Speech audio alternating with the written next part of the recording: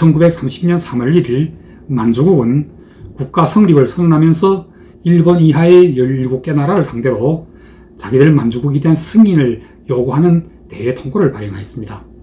국가 정통성에 대한 승인과 함께 사실상 자기들과의 수교를 요청한 것이라고도 볼 수 있는데, 외교 예절상 통고를 받았다는 단순한 회담에 그친 국가가 다수였고 미국은 이마저도 무시해버리기도 했습니다.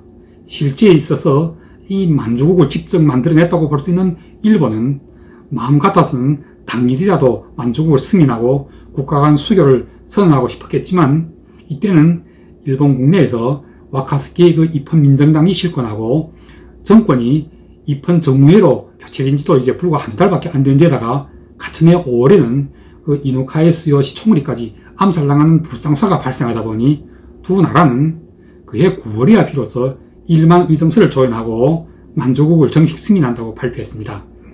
이탈리아 왕국을 비롯해 불가리아, 스페인 등 나라들이 또 뒤를 이었지만, 그러나 이제 결과적으로는 국제연맹의 승인도 받지 못했을 뿐만 아니라 미국은 스팀스 선언까지 발표해가면서 만주국의 실질적인 조종자인 일본이 만주를 넘어서 중국의 화북지역을 공격하는 데 대하여 비판을 진행하였습니다. 미국은 만주국을 승인하지 않았을 뿐만 아니라 만주국에 대한 불승인 정책을 고수했던 것입니다. 이를테면 제2차 영일동맹이 깨졌던 1920년대까지만 했어도 미국의 입장에서는 일본은 계속 잠재적인 적국에 지나지 않았으나 1931년 9.18 만주 사변으로 말미암아 일본의 만주 침략이 노골화되면서 일본은 이미 미국의 적성국으로 공식화되기 시작했습니다. 왜서 미국은 이런 태도로 나왔던 것일까요? 이는 당시 중국에서의 미국 이권이 만주 지역을 나아가 화북 지역에도 별로 집중되어 있지 않았던 것과도 관련이 없다고 할 수는 없겠지만, 일반적으로 자기 민족의 문제는 자기 민족에게 해결권이 있다는 윌슨의 민족 자결주의 사상이 이미 보편화되어 있었기 때문이었습니다.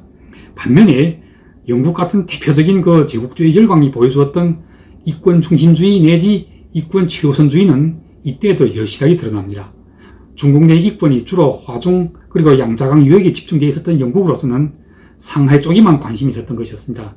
때문에 영국은 상해 사변 이후에야 미국과 함께 움직이려고 했지만, 만주국 건국 초기에는 미국의 스팀슨 국무장관의 그 강력한 행동 제안을 영국에서는 거절했던 것입니다. 오히려 미국을 상대로 한다는 말이 일본과 같은 그 활동적 나라의 발전을 미개한 중국을 위해 방해하는 것이 어떻게 맞겠느냐면서 일본의 만주 침탈을 지지하다시피 했던 것입니다. 이와 같은 행태로 말미암아 만주의 반일 세력들은 과거 구미 제국주의 열강들에게 품고 있었던 기대와 희망 같은 것이 철저하게 깨지게 되었던 것입니다. 더도 말고 벌써 7년 전, 그러니까 이제 만주국 건국 시점에서부터 7년 전이면 1925년이 되는데, 이해 11월 11일자 그 한국의 독립신문에는 그 유명한 독립운동가 박은식의 유언장이 실렸는데, 이 유언장 속에는 다음과 같은 말이 들어있습니다. 독립운동을 최고운동으로 하여 어떠한 수단 방략이라도 쓸 수 있다. 이 말 속에는 여러 가지 의미가 내포되어 있습니다. 한반도의 경우 수많은 기독교인들이 종당에는 무장투쟁의 그 방법을 받아들이게 되었고, 나아가서는 공산주의를 수용하기에까지 이르렀고, 이와 같은 현상은 만주의 중국인들에게서도 함께 연대하여 발생했습니다. 특히 1932년 국제연맹에서 파견하였던 리튼 조사단, 이 조사단이 조사를 마치고 나서 리튼 보고서를 발표하기 바로 직전에 일본 정부는 먼저 1만 의정서를 체결하여 발표해버리는 방법으로서 국제연맹의 활동을 무력화시켰을 뿐만 아니라 국제적인 고립을 무릅쓰고 국제연맹에서 이제 탈퇴까지 해버리는 그런 무리수를 두기도 했습니다. 이러한 상황에서 그동안 줄곧 구미 열강들에게 품어왔던 환상이 철저하게 깨져버린 만주의 반일 세력들 앞에는 또 다른 기대와 희망으로 다가온 것이 바로 만주 북부와 국경을 마주하고 있었던 소련이라는 이 신흥의 공산 대국이었던 것이었습니다. 그리고 이때 이미 사망한 레닌에서 스탈린으로 이어져 왔던 소련은 그동안 레닌이 줄곧 주창해왔던 제국주의론에 입각하여 만주 경내에서의 반일운동을 식민지 나라의 민족해방투쟁으로 규정하였으며, 이 투쟁이야말로 반자본주의적 투쟁을 중심으로 하고 있다고 판단했던 것입니다. 따라서 이는 그들 자신이 벌써 오래전부터 진행하여 왔던 반제국주의적 식민지운동과 더불어 노동자 계급운동을 만주의 반일운동과 일치시키려는 계획을 하나둘씩 실천에 옮겨가고 있었던 것이었습니다. 그 1919년 3월에 러시아 볼셰비키 주도하에 창설되었던 코민테른이 가장 좋은 사례인 것입니다. 그런데 1931년 9.18 만주사변 직전까지는 이 코민테른이라는 국제기구는 당시 서유럽에서 먼저 조직되어 있었던 제2 인터내셔널과의 갈등으로 말미암아 그렇게 큰 영향력을 발휘할 수는 없었는 바 만주국 건국 직후였던 1932년부터 1933년 사이까지만 하더라도 소련 정부는 그 만주 지방에 걸려 있었던 자국의 이익 때문에 함부로 만주국과 얼굴을 붉히면서 반목하고 지낼 수가 없었습니다. 이를테면 만주 사변이 발생한 지 불과 일주일도 되지 않았을 때 스탈린은 우리나라가 만주국에 대하여 군사적으로 관여하리라는 그런 가능성은 당연하게 배제되어야 한다. 현재로서는 외교적으로 관여하고 싶어도 이미 합리성이 결여된 상태가 아닌가 하고 자신의 입장을 직접적으로 드러냈습니다.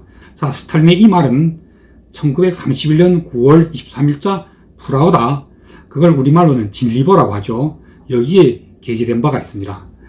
스탈린의 서류는 1928년 역치 이후, 여기서 이제 역치란 무슨 뜻이냐면 1928년 12월 29일에 중국의 동북지역을 통치하고 있었던 장장림 장항량 부자는 남경 국민당 정부의 관할을 받아들여 원래 사용하였던 보양정부의 깃발을 국민당의 깃발로 바꿨습니다. 중국의 역사에서는 이를 역치라고 간략하게 표현합니다.